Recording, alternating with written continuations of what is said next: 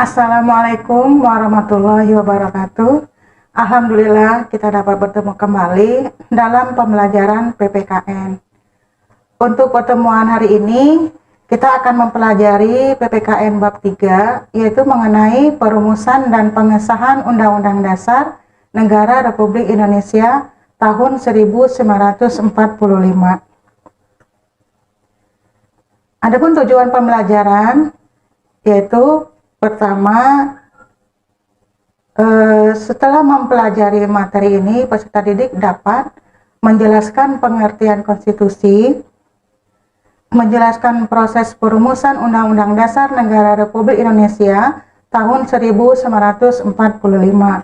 Yang ketiga, menjelaskan proses pengesahan Undang-Undang Dasar Negara Republik Indonesia tahun 1945.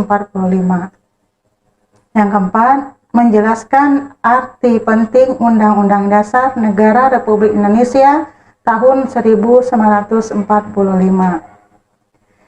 Nah, untuk pertama kita akan membahas dulu mengenai pengertian konstitusi. Konstitusi berasal dari beragam bahasa. Dalam bahasa Inggris, Constitution; dalam bahasa Belanda, konstitusi; dalam bahasa Jerman, Constitution; dan dalam bahasa Latin, konstitusi. Konstitusi memiliki arti undang-undang dasar atau hukum dasar. Konstitusi terbagi dalam dua macam, yaitu konstitusi tertulis dan konstitusi tidak tertulis.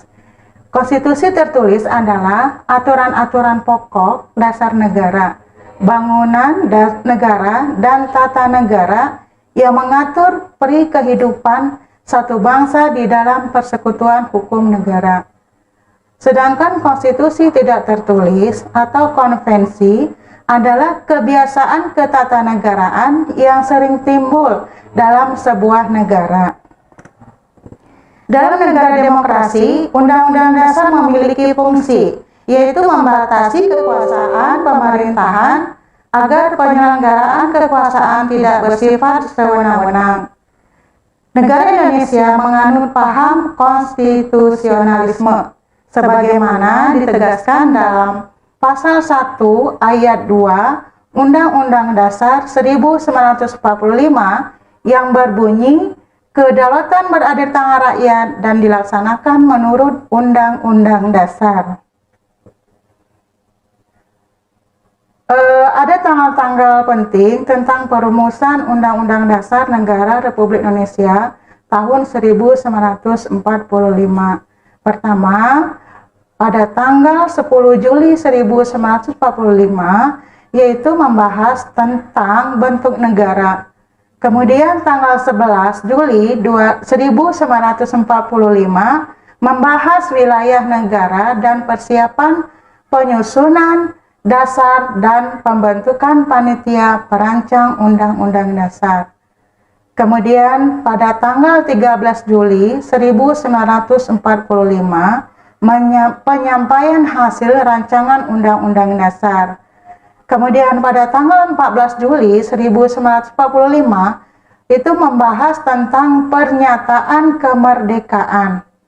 Kemudian pada tanggal 15 Juli 1945 membahas rancangan Undang-Undang Dasar atau lanjutan. Kemudian yang terakhir pada tanggal 16 Juli 1945 naskah Undang-Undang Dasar diterima dalam suara bulat dan dalam sidang BPUPKI.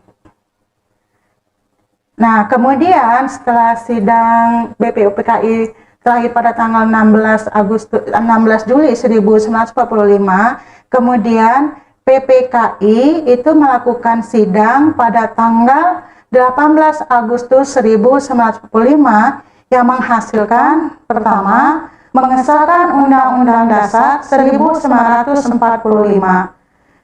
Yang kedua, menetapkan Insinyur Soekarno dan Muhammad Hatta sebagai Presiden dan Wakil Presiden. Dan yang ketiga, membentuk Komite Nasional Indonesia Pusat atau disingkat dengan KNIP. Nah, dalam perumusan naskah Undang-Undang Dasar 1945 ada beberapa poin yang dirubah oleh PPKI. Nah, yang pertama, kata mukaddimah diganti dengan kata pembukaan.